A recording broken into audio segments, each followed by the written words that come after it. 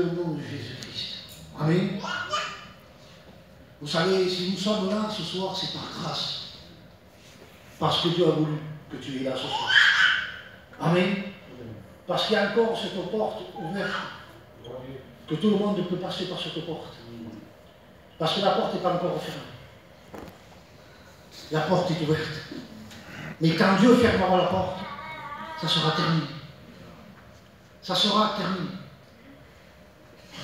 Vous savez, moi je suis à côté de elle, à Barcelone du Gers, pas en Espagne, à Barcelone, non, à Barcelone du Gers. Eh bien, je bénis Dieu. J'ai tenu l'église de R pendant 1 an et demi. Après, je suis parti à Saint-Sevé. Et je priais Dieu. Pendant 3 mois, 4 mois, je priais Dieu. Et je disais, Seigneur, donne-moi une direction. Je ne voulais pas prendre moi-même la direction. Parce que si moi j'aurais pris la direction, peut-être que ce n'était pas la volonté de Dieu. Mais moi j'ai demandé la volonté de Dieu, donne-moi une direction. Pendant 5 mois, 6 mois, je ne voyais pas la direction. Vous savez, le doute peut rentrer dans un cœur. On peut avoir la crainte, mais on peut avoir le doute aussi dans le cœur. Il peut avoir le doute. Eh bien, je ne voyais pas, pourtant je priais Dieu, je dis Seigneur, donne-moi une direction. Mais Dieu m'a donné la direction. Parce que c'était le temps de Dieu, ce n'était pas le temps de l'homme. Parce que nous, on se précipite les choses de tout. Et c'est là que c'est le danger. C'est là qu'il y a le problème. Mais quand j'ai demandé si c'était le temps de Dieu, il m'a dit je te donne une direction. Eh bien, le doute est parti, parce qu'il peut y avoir des doutes aussi. Je suis un chrétien, mais parfois il y a le doute. On se pose des questions. Jean le Baptiste était dans la prison. Pourtant, il reconnaît le Christ. Au Jourdain, il va le reconnaître, il va dire voici l'agneau qui ôte le péché du monde. Il va le reconnaître. Et quand il rentre en prison, la Bible dit, là il va rentrer, eh bien, le doute va s'emparer en lui dans son cœur. La crainte va rentrer. Le doute va rentrer. Les serviteurs vont le voir et disent est-ce que vraiment c'est lui le Messie qu'on attend? Est-ce que c'est vraiment lui qu'on attend? Mais vont voir Jésus dit maître, Jean le Baptiste il a dit vraiment est-ce que vraiment tu es le Messie? Est-ce que tu es vraiment le Christ? Et Dieu va dire, dis-lui à Jean le Baptiste que je fais encore des miracles. Je fais encore des miracles. Les paralytiques marchent, les aveugles voient. Dieu fait encore des miracles ce soir. Amen. Dieu peut changer ta vie ce soir. Amen. Est-ce que tu voudrais que Dieu change ta vie? Vous savez, ce n'est pas une vie de rentrer dans une église et ressortir comme tu es. Il faut avoir une vraie repentance. S'il n'y a pas de repentance totalement, tu ne rentreras pas au ciel. La Bible dit dans Matthieu chapitre 22, verset 21, le roi va faire des noces. Il va faire des noces, tout le monde va rentrer. Et le roi va se promener dedans. Il va voir un homme qui n'a pas l'habit de noces. Lui, il va le voir. Il va s'arrêter, il va dire mon ami, comment tu es rentré là? Par où tu es passé? Aujourd'hui, on peut passer par la fenêtre, on peut passer par le toit, mais lui, il n'est pas passé par la porte. Mais le roi, il a vu. Il a dit, comment tu es rentré là? Dis-moi, comment tu n'as pas l'habit de noces? Pour rentrer là, il faut avoir l'habit de noces. Et pour rentrer dans le royaume de Dieu, il faut avoir l'habit de noces. Parce que Dieu l'a dit, je pars, vous préparez une place, mais je reviendrai. Je pars, mais je reviens. Mais est-ce que tu as la foi? Si tu as perdu la foi, tu as perdu le salut. Tu as perdu le salut. Et la Bible dit que cet homme, il a la bouche fermée. Cet homme ne pouvait plus parler. Mais pourquoi il ne pouvait plus parler? Pourquoi? Il pouvait bien parler avec le roi, il pouvait bien s'expliquer. Non? Parce que le péché te fait taire. Le péché te fait taire. Celui qui vit dans le péché, eh bien on se tait. On se tait. Parce qu'on vit dans le péché. Mais ce soir, on va prendre une décision. La décision, c'est à toi de la prendre. Le serviteur ne peut pas prendre une décision.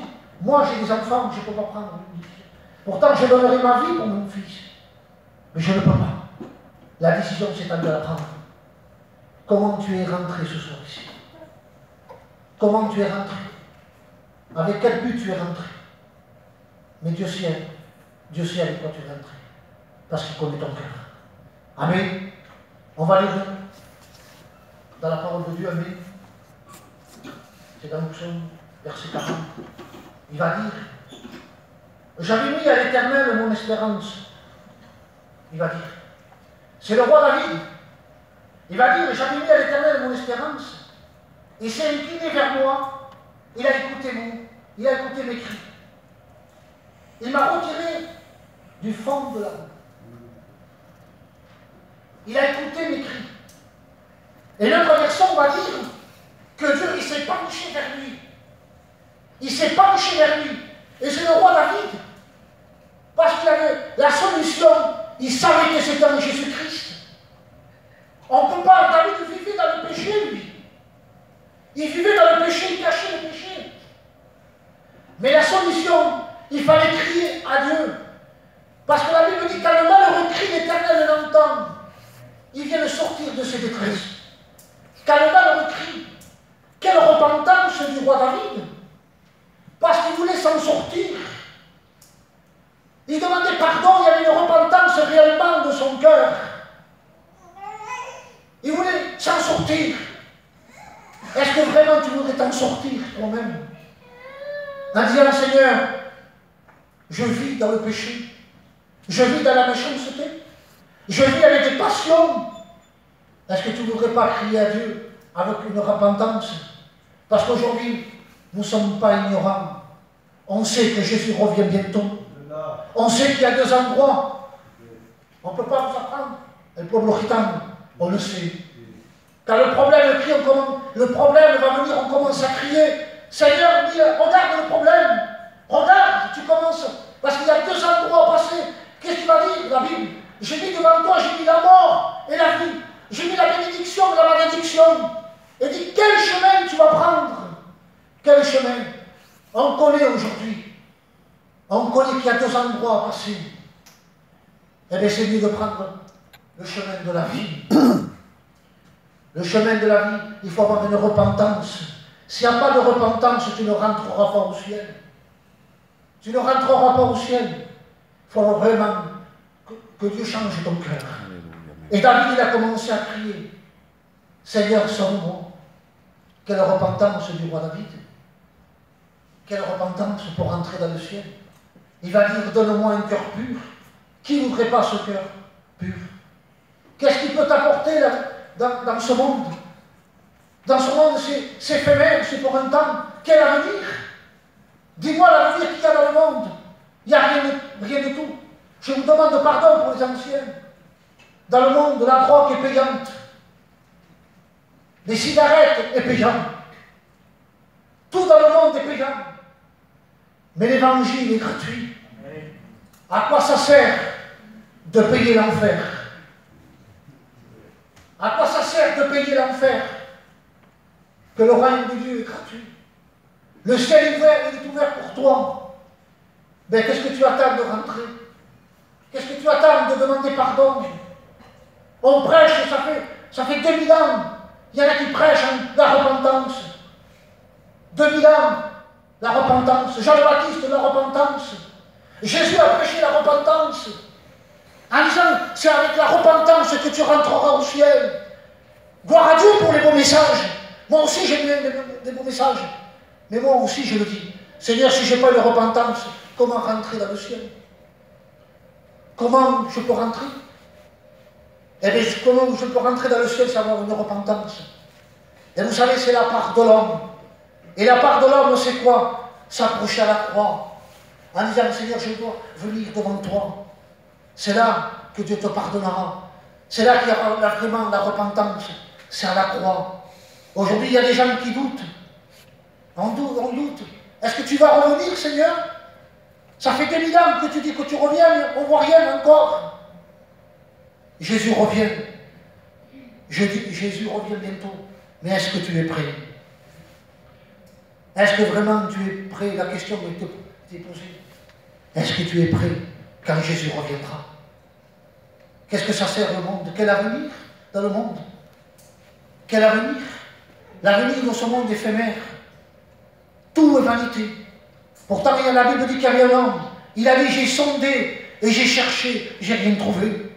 C'est lui, il n'a rien trouvé. Qu'est-ce que j'ai vais trouver moi? C'était le roi Salomon.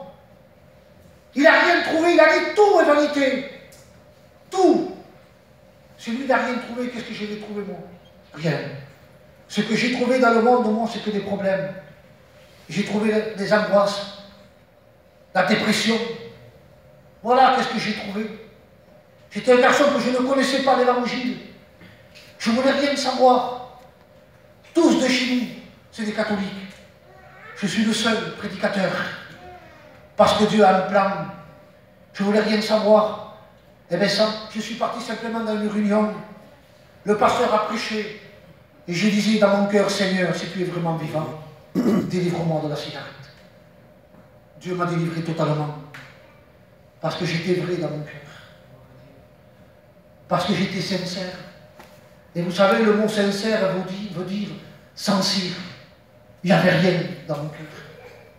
Parce que j'étais vrai avec le Maître. Parce qu'il a vu mon cœur. J'ai dit, Seigneur, c'est toi que tu peux faire quelque chose. Délivre-moi. Je me suis repenti de tous mes péchés. J'ai dit, je demande pardon de mes péchés. Pardon de mes passions. Personne ne pouvait me sortir de mes passions. Aucun homme. Mais Jésus a pu.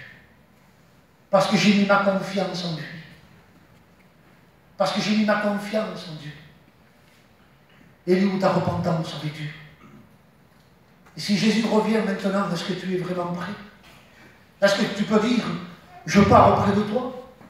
Est-ce que tu peux avoir cette assurance? Est-ce que tu peux vraiment avoir cette assurance? L'apôtre Paul va dire quelque chose. Il va dire, laisse la vérité installer au fond de ton cœur. C'est là la vraie repentance. Laisse la vérité installer au fond de ton cœur. Voilà la vraie repentance.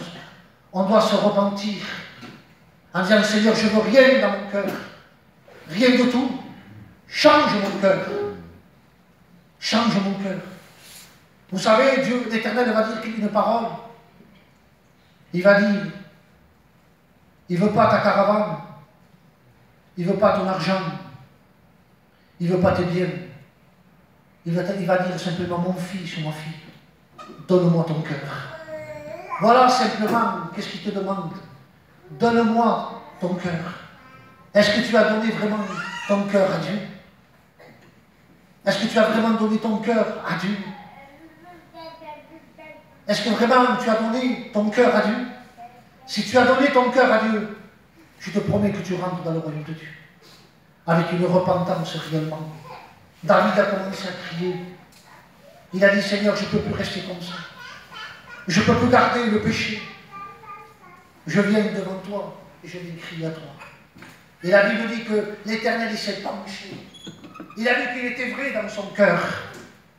Il a vu qu'il était vrai dans son cœur. Il a dit, là, elle est vraie. Parce que là, il a une vraie repentance. Et Dieu va le pardonner.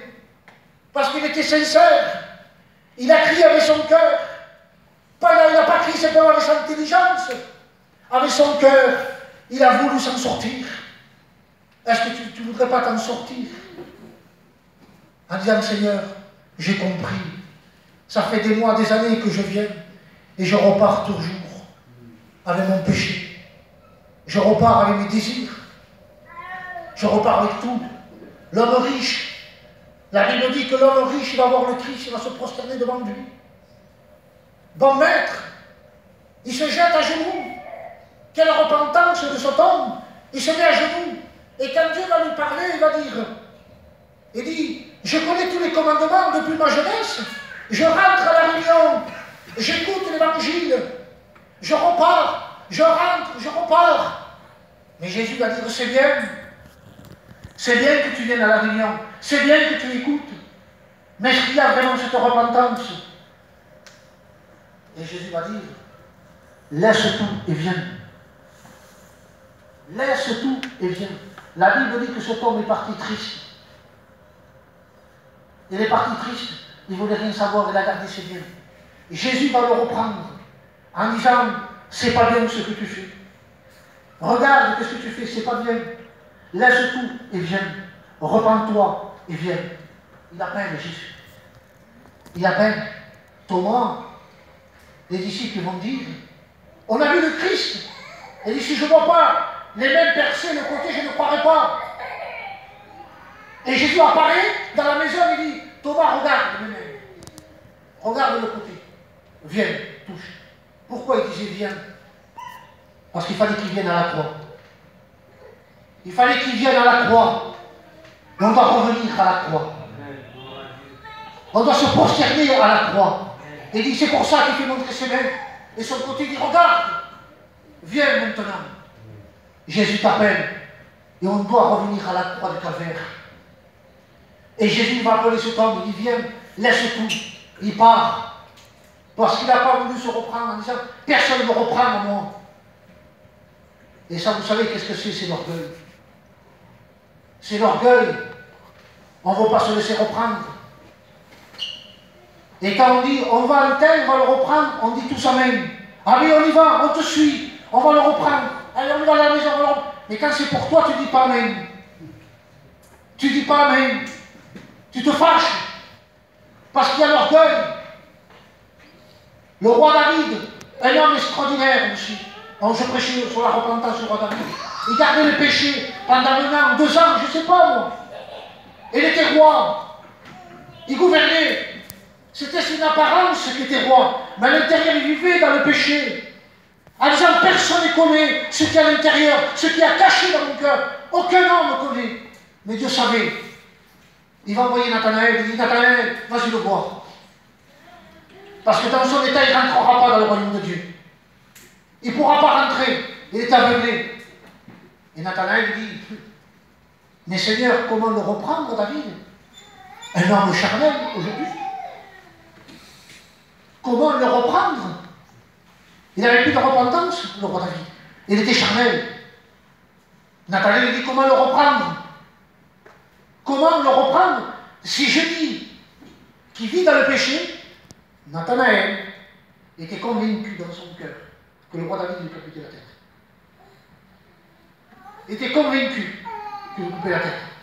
Il dit, Seigneur, comment le reprendre? Et aujourd'hui, pour les reprendre, il faut mettre des gants ou des pincettes. Si le pasteur vous reprend, parce qu'il vous aime, parce qu'il ne veut pas que vous vous perdez, le but c'est quoi? Que tout le monde rentre dans le ciel. Amen. Que tous rentrent dans le ciel. C'est pour ça qu'on est là pour avertir. On ne peut pas dire que c'est bien. Après un jour, tu vas me dire, c'est ma faute, Jean. Pourquoi tu m'as laissé? Pourquoi tu ne m'as pas averti? Si tu m'aurais averti, mais je ne serais pas là. Si on avertit parce qu'on les aime, parce qu'il y a de l'amour. Et vous savez, l'Éternel va parler. À Nathanaël, il dit, parle-y de la brebis. Parle-y de la brebis. Et tu verras. Il ne comprenait même pas. Vous savez pourquoi? Parce qu'il était aveuglé. Le péché aveugle. Il ne comprenait pas. Vous savez qu'est-ce qu'il va dire? Cet homme mérite la mort. Nathanaël va dire, c'est toi, David. Tu vis dans le péché. Tu vis dans le péché. Mais il savait que la solution est en Christ. Il savait. Il a commencé à crier. Il a crié avec son cœur en disant, Seigneur, je reconnais que je suis un pécheur. Je reconnais que je suis privé de la gloire de Dieu. Je reconnais. Celui qui reconnaît qu'il est sincère, Dieu se déplace pour toi. Dieu se déplace. Et la Bible dit que Dieu s'est penché vers lui. Il s'est incliné, il s'est penché. Il a écouté son cri. Et Dieu va le sortir de la main. Il va le sortir du péché. En disant, maintenant, je peux te sortir du péché. Parce que tu es sincère. Parce que tu es vrai. Mais est-ce que vraiment nous sommes vrais avec Dieu? Est-ce qu'on est vrai avec lui? On peut faire une apparence, mais à l'intérieur, est-ce que tu es vrai avec Jésus? Est-ce que vraiment tu es inscrit dans le livre de vie? Est-ce que tu es inscrit dans le livre de vie? Ne reste pas dans cette position. Ne reste pas dans cette position. Parce que la Bible dit que la lumière est venue. Et les hommes, ils ont préféré les ténèbres. Ils ont préféré les ténèbres que la lumière.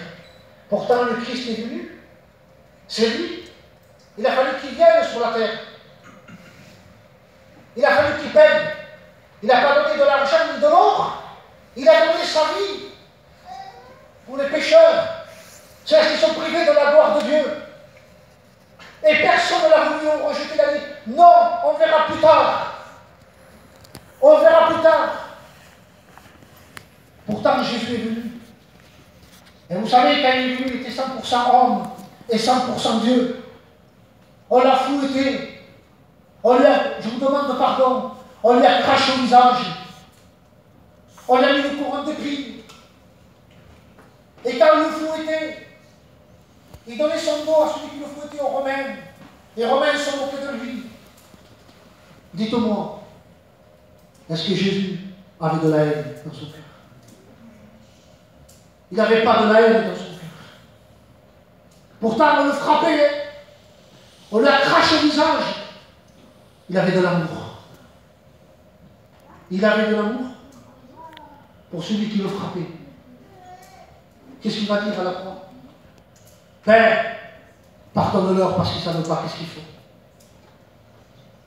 Quel amour! Pardonne-leur. Il a été frappé.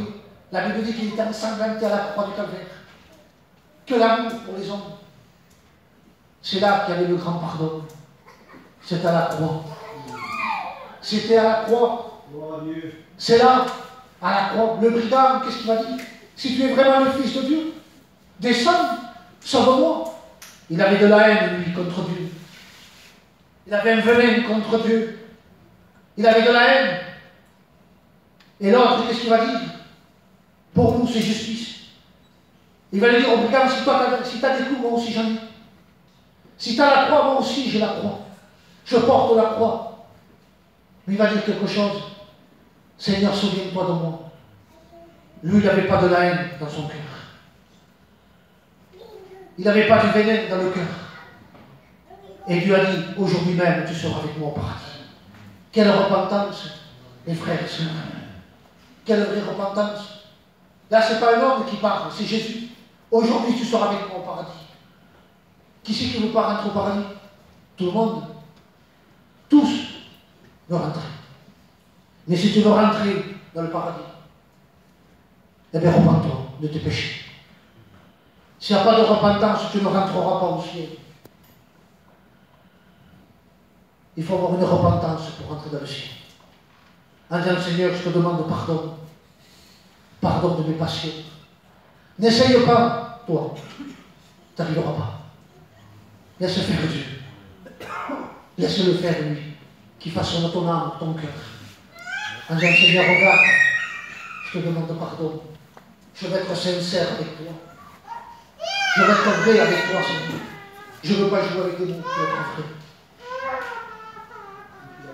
Et ce soir, c'est la repentance, mes amis. S'il n'y a pas de repentance, tu ne rentreras pas. Qui veut rentrer au ciel? Tout le monde. Amen. Tous veulent rentrer au ciel. Eh bien, qu'est-ce que tu attends de demander pardon? Peut-être que ce soir, c'est la dernière réunion. Peut-être que c'est la dernière réunion. Est-ce que tu es prêt? Est-ce que tu es prêt? Et ce soir, tu peux être prêt. Ce soir, tu peux être inscrit dans le livre de vie. Ne garde pas ces passions.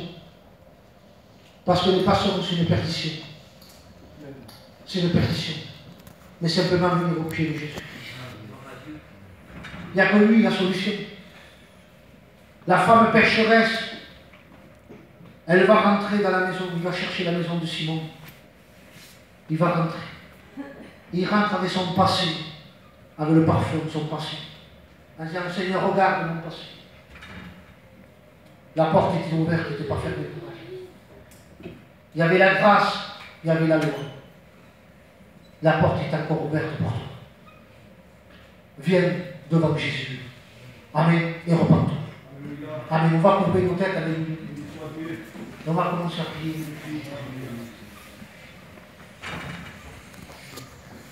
Le pianiste, il va jouer un peu. Alléluia.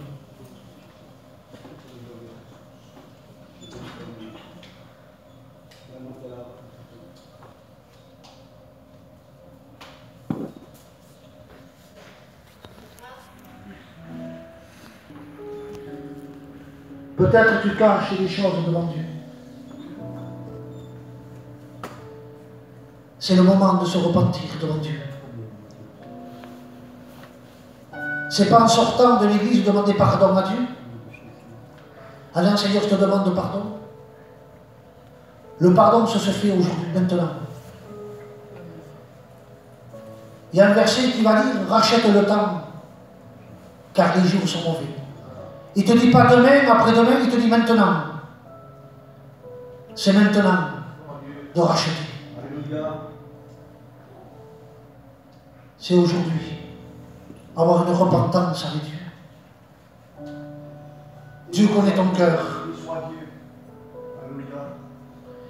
Et ce soir, c'est par la foi, alléluia. C'est par la foi. Je vais faire un appel, alléluia. Avec l'autorisation des anciens, alléluia. Celui qui veut venir au pied de Jésus. En disant, Seigneur, je viens avec mon passé et je viens me déposer devant tes pieds. Je veux prendre une décision ce soir. Eh bien, lève ta main, je prierai pour toi, alléluia. Amen, Dieu t'a vu, alléluia. Amen, Dieu te voit, alléluia. N'a pas honte. Simplement, viens. Dis, Seigneur, je viens avec mon passé. Je ne sais pas qu'est-ce qu'il y a dans ton cœur. Mais Dieu sait. Mais lève ta main, je prierai pour toi. Ne garde pas tes passions. Ne garde pas ta haine. Lève ta main, je prierai pour toi, alléluia. Amen, Dieu te voit, alléluia. Je fais le dernier appel, alléluia. C'est entre toi et Dieu. Si tu veux te repentir et demander pardon à Dieu, ben lève ta main, je prierai pour toi. Amen, Dieu te voit, alléluia.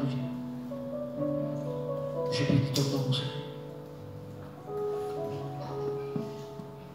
Mais je vais prier, alléluia. Seigneur, la gloire est à toi. Béni soit Dieu.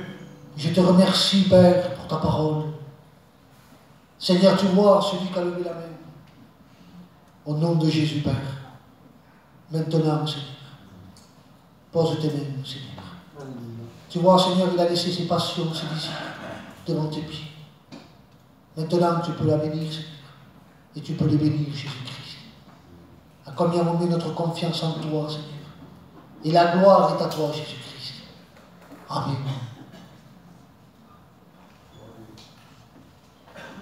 Tu dis, tu pries le Seigneur, alléluia.